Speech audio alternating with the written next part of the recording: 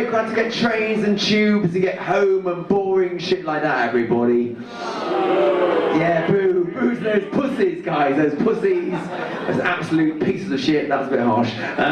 But give yourselves some love, guys, give yourselves a round of applause, guys, for sticking around way past the bedtime.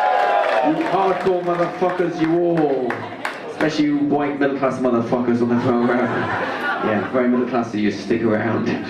So yeah, well let's not mess around, guys. One of our favourite acts is down. Are you ready for the final act, everybody? Let's please put all of you guys one more time with the clapping, guys. Put the clapping! Put the screaming, booing shout, please, Mr. Dane Baptiste! Come on, guys. More love for Dane, guys. More love, guys. More love, more love, more love, more love.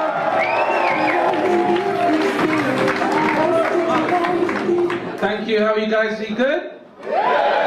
Guys, thanks so much for sticking around, man. Really appreciate you guys sticking around for the late show. Had a few drinks? Yeah, comedians always do that. How many drinks you motherfuckers had? Yeah! Like, I don't want to be the boring one. Have your drinks, enjoy your drinks. But sometimes, be careful when you drink. I know it sounds boring, but we've all made that drunken phone call to our ex, or send that drunken text, or I don't know about you guys, been out with friends, had a few drinks, then you stumble home, you outside the house, you're like, baby! Baby! I've been drinking again, that's right. That's right, you know it, I'm not perfect. You knew that when you met me, baby.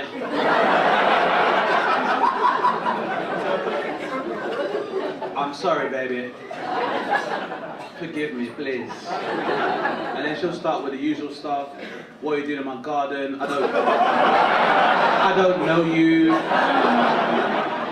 That kind of thing, you know. And I make mistakes when I drink. I can't tell you how many times I met a lady in a nightclub who said that she did Zumba. And I woke up the next morning very clearly she said sumo. No. Let's take that joke back and let me apologise to the women in the room. It's not for me or any man to tell you what size you should be. I apologise for that joke. It was just a cheap, fat joke. I'm sorry. But I can admit as a man that sometimes men can be shallow. But you know, we're very pure when we're being shallow in that once we find a woman good looking, that's all that matters. Like you never hear, think of that. No, that's not true. It's fucking true, that.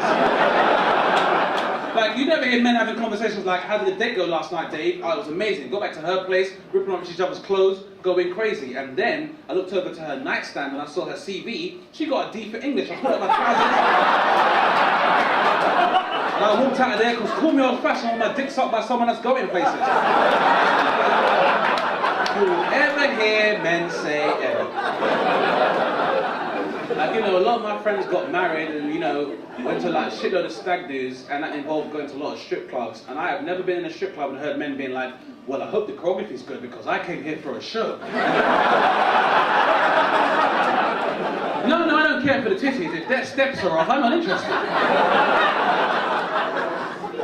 Now, I'm not sure what kind of crowd I have here. Anyone here go to strip clubs? Alright. A few honest people, a few liars in the room, that's fine. Now, personally, I know that if I did, like just by show of hands, how many women here would it be fine if their partner went to a strip club? No! So one woman said, no! Why not? Because he cheers at yes that he goes, he's never actually been. He's never actually been. As far as you know...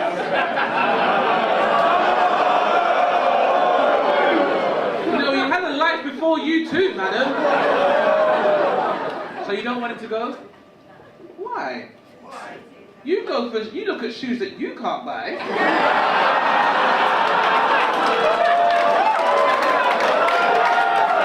Now, it's very important at this particular juncture to let you all know I am not saying that women are like shoes. However, if you were to ask me what kind of woman I'd like, I'd say I like my women like my shoes. You know, manufactured from the late 70s to the early 90s. Unique in appearance and available in different colours. And with a good soul.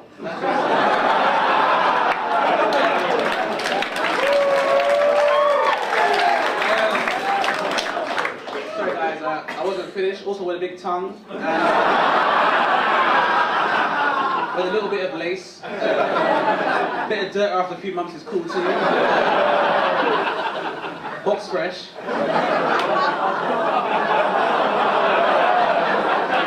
Oh, Corolla. Oh yeah, and available in Sports Direct. I don't have ice. Why should you? So like, yeah. So I'm just saying, like, you know, where strip clubs are concerned, any woman in here can tell you, you can be objectified and harassed at a desk with your clothes on. So it don't make a fucking difference. And also, hip-hop music has made stripping a part of popular culture. You know, Cardi B's one of the biggest rappers in the game. She used to be a stripper, right? And then Jennifer Lopez just did a fucking stripping movie just now. And also, Miley Cyrus was twerking at some point. Remember that?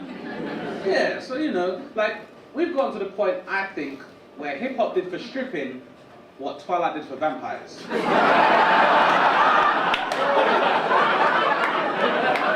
Because if you think about it, strippers and vampires have a very similar lifestyle. Just hear me out. Hear me out. Both those jobs involve a lot of, you know, working at night. The biggest fear about them both is that they're going to bleed you dry.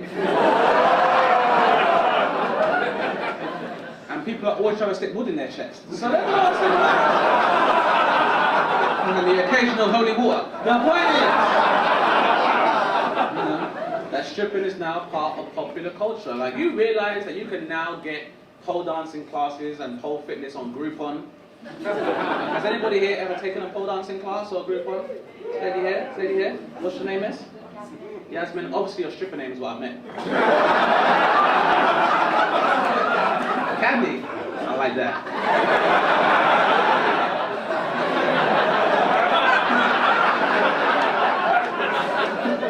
Candy, did you enjoy your experience? Loved it. What did you love most about it? Don't know? It's all good, the whole thing. Right. And yourself, miss, you also had a class, right? I did all for uni. You did it all through uni? It's really hard. Is it hard?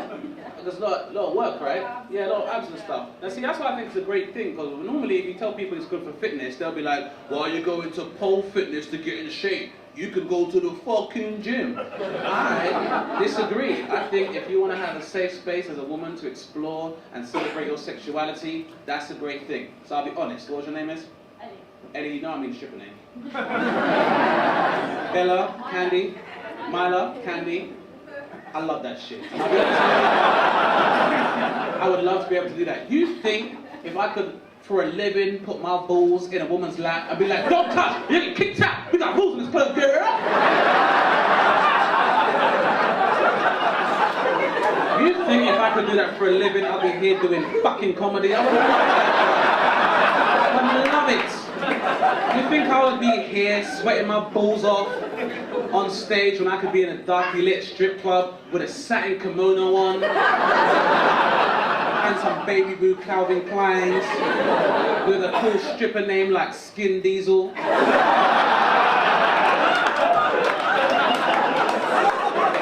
Do you guys like Skin Diesel? I was gonna go with Skin Diesel or Fanny Glover or Better Dick Cumbersnatch. One of the two. Everyone's got a dream. So the thing is, when I talk about the fact that I enjoy strip clubs, people always say, yeah, Dave, you say that, but if your daughter was a stripper, how would you feel then? And I feel fucking fine. If she's self-employed, she enjoys what she does for a living, and she can take care of herself, and she feels fulfilled spiritually, that's all the fuck that matters. And I say that because I've been in strip clubs and I've heard men say stuff like, if you piss in my hand, I'll drink it. That's somebody's son.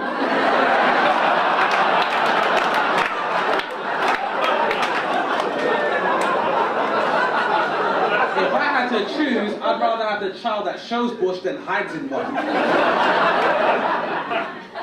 You know? And also, like I said, I enjoy it because there's a lot of parallels between strippers and comedians. You know, my performance takes place next to a pole, and I have to bare myself for a bunch of strangers. And the hardest part is you have to pretend that you like people for money. Not you guys though, you're different. Something about you guys, not like anyone else I've ever met. So the lady who was obviously very cynical about the strip club thing, I'm just saying, don't knock it until you try it. Because they're more scared of you than you are of them. Which I know sounds a lot like spiders, But spiders and strippers also have a lot in common. Alright, hear me out. Candy, you can verify this. I fucking love that name. Is this your boyfriend? No? Good. That's not okay. But no, spiders and strippers are very similar in that both those jobs involve a lot of climbing in the darkness, and both those jobs involve capturing creeps and pests in an invisible web to feed your family. And also, in my experience, your girlfriend gets very upset if she finds them in the bathroom. Parallels there. Lots of parallels there. The thing is, I didn't make a plan to like just start going to strip clubs randomly. Basically, I had a bunch of friends, and like 9 of my friends got married in the same year back to back. So I ended up going to every single strip club in fucking London because no one has any imagination, and still it's better than paintballing. Who gives a fuck about paintballing? Titty. Titty ball. The thing is, all of these friends that enjoy the strip clubs, they're now family men. They have kids of their own. And that's normally what it takes for men to realize how unfair the world is to women, is when they have a little woman of their own. So now my friends are shit scared of karma. They're calling me all the time, being like, Dane, I can't sleep at night, bringing up my daughter in this cold, disgusting world. Every time she leaves my house, it's just a minefield of penis trying to detonate inside of my child, Dane. It's a matter of fucking time. What am I supposed to do? And I always tell my friends, look, I don't have kids. But if I had kids, all you do, where your daughter's concerned, you give her an education, love, and a sense of self-worth, she will be fine. And whoever she brings home when she's of age, that'll be her choice. You can't take it personally. Now, if she brings no one home, that might mean she's ugly, and that is your fault.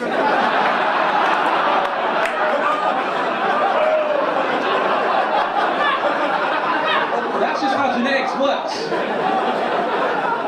Because you know some guys are quite chauvinistic, they're like, my girlfriend was a virgin when I met her, she was a virgin. Yeah, on one hand that means that she didn't have a lot of sexual partners, on the other hand means that no one wanted to fuck her. So, calm the fuck down. I know you shouldn't call kids ugly, but ugly people have to come from somewhere. And like I said, you know, as men, we can be shallow. And I do admire the fact that a lot of the time, women have this emotional intelligence where you tend to look past the surface. That's why we have phrases like, a face only a mother could love. Because when it comes to men, if they see something they don't like from a baby, they'll be like, nope, I want to test. I want to test. This baby's bald, I have hair, that can't be much.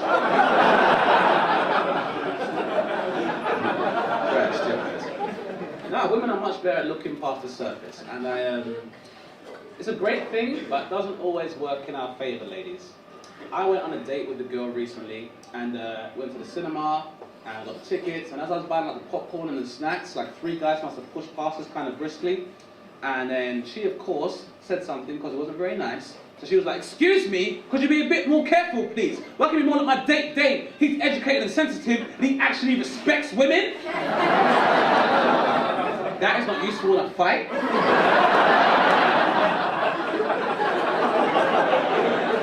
No one's ever been like, I've got a knife in my bag, what the fuck you got? I've got the writings of Jermaine Greer in my bag, so...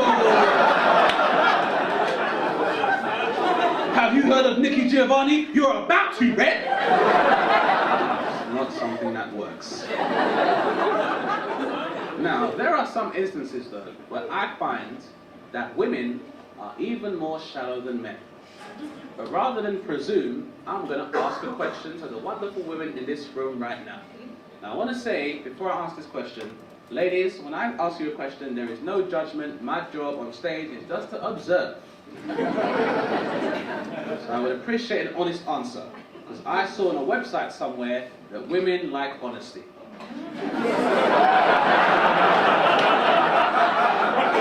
Now, would you say that's true, that women like honesty? Say yes, Bella? I disagree. I think what you mean is, I want the answers that I fucking want. I'm gonna ask you a question. If I don't like the answers you give me, you're in fucking trouble. I say this because I went to a lady's house recently, because I'm a player, I guess. Hey, don't hate me, hate the game. So I went to this lovely lady's house, and she was like, Dane, I've made dinner. I want you to try it. Tell me what you think. Be honest. I was like, are you sure? She was like, of course I'm sure. So I tried the food. I was like, this is great, very delicious. Could use a bit less salt. She's like, what the fuck is wrong with you? You ungrateful son of a bitch. I spent all day making you dinner, and this is how you respond? Get the hell out of my house. I'm like, hey, why don't you calm down, mum? Come here and part with this. Guys, I'm joking. I would never raise my voice at my mother. Are you fucking kidding me? Yep.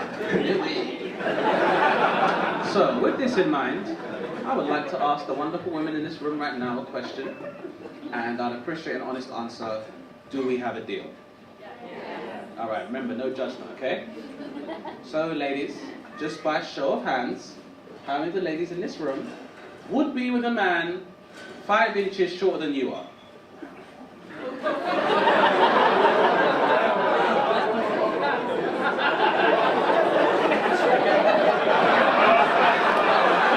Well.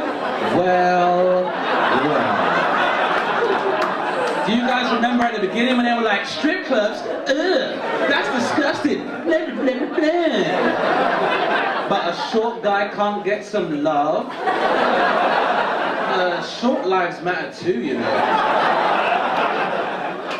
And ladies, I know, like I said, I'm not here to judge, just to observe. And I know this is more of a function of social conditioning and also biological conditioning. What you don't know is that us, the rest of us men, have to deal with the resentment and anger that short men have towards you because they can't sleep with you. Some people call this short man syndrome, some people call it poison dwarf complex, some people call it Joey Pesci disease. It means if you know a short guy, anything you say to him, he thinks you're making fun of his height. I have a friend, and he is 5'5.5", and you better say that half. Asking a short man his height is like asking a toddler their age. You better include those fucking fractions. Well, there's gonna be a problem. Like, how tall are you, bro? 5'5.75", bro. And really, if I'm on the moon, the gravitational pull means I'll be 5'6", but Earth's gravity just fucks me up.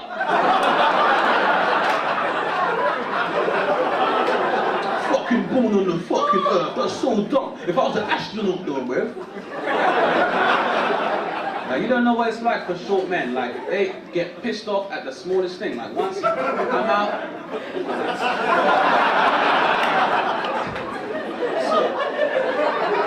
I'm out with my friends, I'm like, hey man, I'm gonna go to the bar to get drinks. Do you want one? Why are you asking me, Dane? Because I can't reach the bar. I don't fucking see from here. And don't bother getting me a single telling me it's a double for my little kidneys.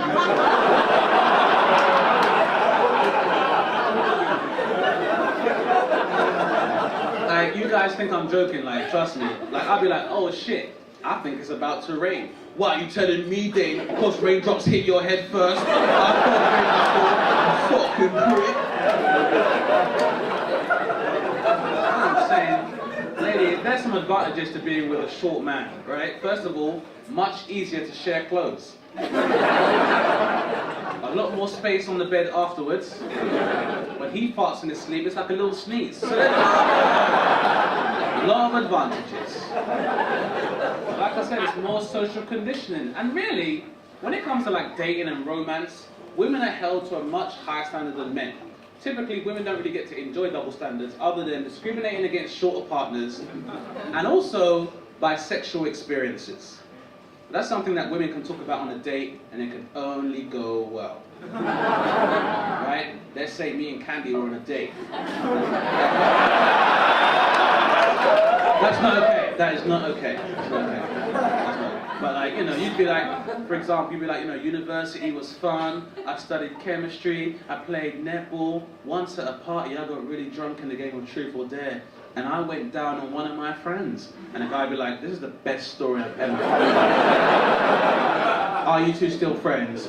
Does she have an Instagram page? Is that page private?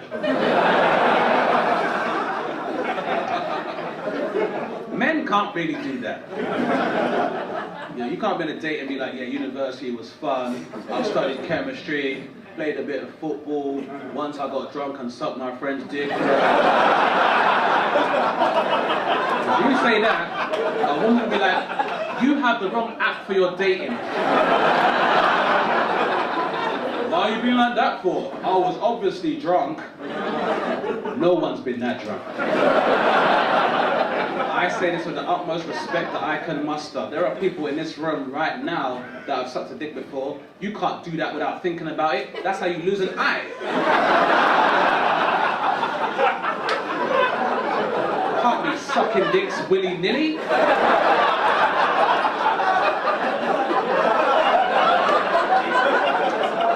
Excuse the expression. I've been so drunk. I've been drunk before. I've been so drunk. Once I left a nightclub trying to get like something to eat. I went to a McDonald's drive-thru and I was like, hey! Hey! Can I get a chicken legend meal, please? Because you are what you eat, baby. And they were like, no, sir, I'm afraid you can't. Why? Well, you served me in 2019, you sons of bitches. What? Just because I'm black? No, sir, I'm homeless and this is a cash point. You're not even in the car, sir. I've been that drunk. I've never been out with my friends and been like, whoa, one more Jaeger bomb, I'm gonna start sucking some dicks up in here. All right. It's Saturday. Let's call these Jaeger bombs because I'm feeling frisky. No. That has never happened. Never happened.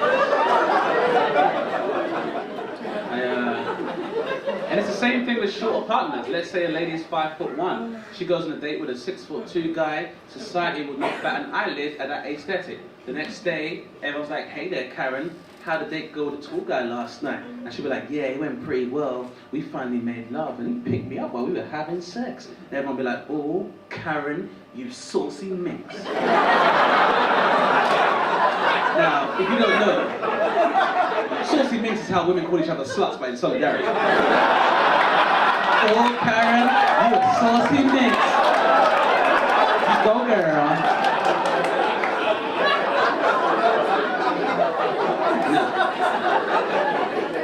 We take a gentleman, let's say he's 5'5". He goes on a date with a 5'8" lady, very different narrative. The next day everyone's like, hey there, Kevin, how'd that date go last night? Yeah, it went pretty well. Yeah, we finally did the deed and she picked me up while we were having sex.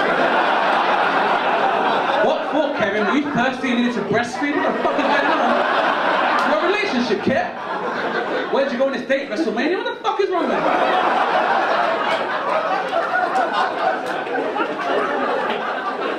Very different story. Anyway, Yasmin, is this your friend? Are you friends, sisters? Friends? And what's your name, miss? Talia. Talia, Yasmin. Now, you guys, how long have you been friends for? About a year. So quite soon. But are you real friends though? Because you know what the real test of friendship is with the ladies? Have you been on holiday together yet? That's how you know if you're a real friend. Now, when it comes to ladies on holiday and the whole friendship thing, it's a law of diminishing returns. If 2 ladies go on holiday, they will come back closer than ever. If 3 girls go on holiday, they might argue, but someone's there to broker a peace treaty. If more than 4 girls go away on holiday in the same MPV, they are coming home in 3 separate taxis. The thing is, I've noticed something, I guess because women have a higher emotional intelligence than men, women tend to exchange the most friendly comments as a sign of malice, whereas men exchange the most malicious comments as a sign of friendship. The more men talk to each other like shit, the more you like somebody. Yeah, women, the less your woman complains to you, the more trouble you're in. That's why when you argue with your girlfriend and a couple hours later you're like, hey babe, you're right. She goes, I'm fine. You are not fine. Somebody is in trouble, get your sleeping bag because you are sleeping in the shed. If I I say this, I've got a lot of female friends, and sometimes it's hard to understand them because I think like a guy. Sometimes they'll be like, oh, Dane, I had the worst day at work today. This new girl started, and she goes around with these tight dresses showing off her big boobs, and she's always flirting with all of our colleagues. And I've got to pretend that's a bad thing and be like, oh my God, that's terrible. How could this have happened? Maybe she needs some guidance. Give me her number so I can speak to her. Maybe I can help as a friend. You see two women, like me and my friends, we talk to each other like shit all the time. That's how we show love. It's always like, oi, dickhead, yeah! Smell my finger, that's your mom, yeah! I would die for those guys. Have you seen when two women hate each other and they're in the same room? Could be like a dinner party in someone's house. It's so cold and cordial. It's like the UN meeting. It's like, hello, Sarah. Oh, good evening, Rebecca. So nice to see you. Of course, you too.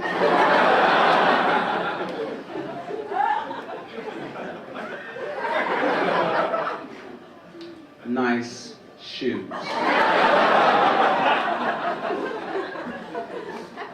So then Sarah would tap me on the shoulder and be like, Dane, did you hear what that bitch said about my shoes? Well, she said you had nice shoes, but you know what she meant. She said I had nice shoes. And that's why I can't stand that bitch, Dane, because last time we went on holiday, she slept with my best friend's ex-boyfriend. Her ex-boyfriend, that's right. And she slept with some guy the second night we got there. The second night, you say. That's right, Dane.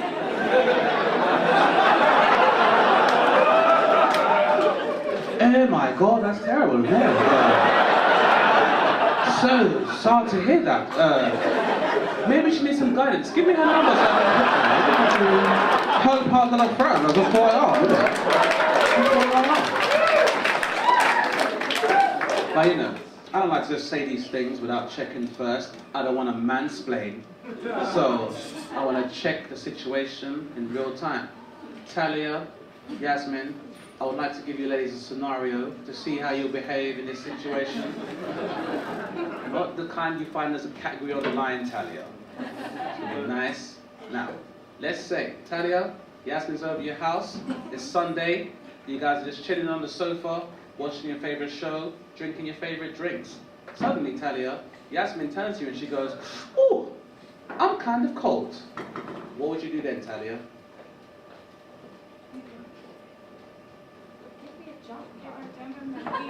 Give a jump up with the heating on like a real friend would, Talia. That's lovely. It took a while. Let me tell you about me and my friends, Yasmin. So, this one time, I'm over at my friend Mikey's house. Me and Mikey just chilling on the sofa, watching some football highlights. I turned to Mikey and I said, hey Mikey, damn, I'm kind of cold. And he said, it's probably because you have AIDS.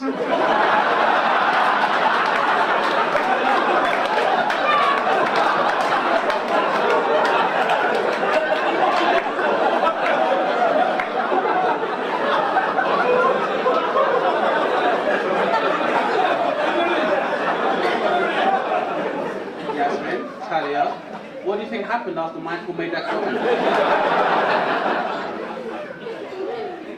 He didn't give me a jumper. He didn't give me a jumper. You know what he did? He made me best man at his wedding. I fucking love that guy. All right. Yeah. That's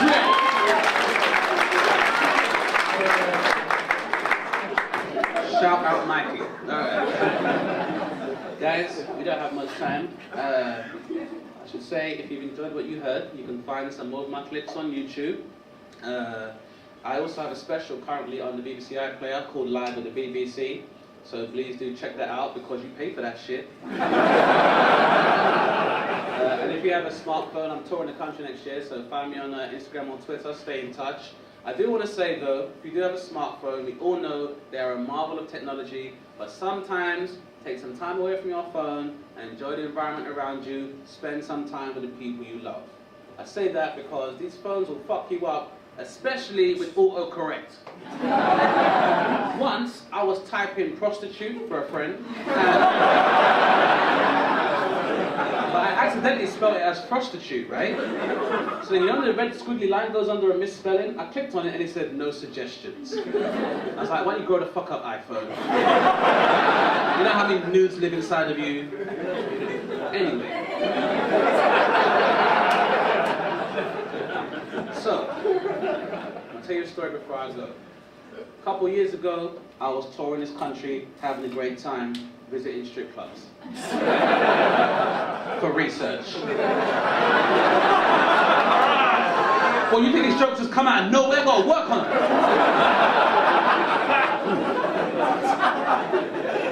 them. Finished touring, text my friend Mikey. I'm like, what's up, Mike? He's like, what's up, AIDS face? I'm like, alright. You know I love you, baby. Anyway, touring was fun. Now it's time to unwind. We should go on holiday. I want to relax. Let's go to Malia. We typed that in the phones a couple of years back. We ended up in Somalia. Hey, it was still fun. Good weather, crazy boat parties.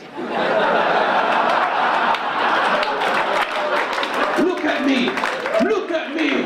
I'm your comedian now! So yeah, that's how it happened. So, it's been a pleasure. Candy, I am sorry if I harassed you, but I can pay the money in bags. Lord knows you earned it. For the rest of you, I hope you enjoyed what you heard. Find more of my stuff online. I've been Dane Baptiste. Have a wonderful weekend. Thank you very much.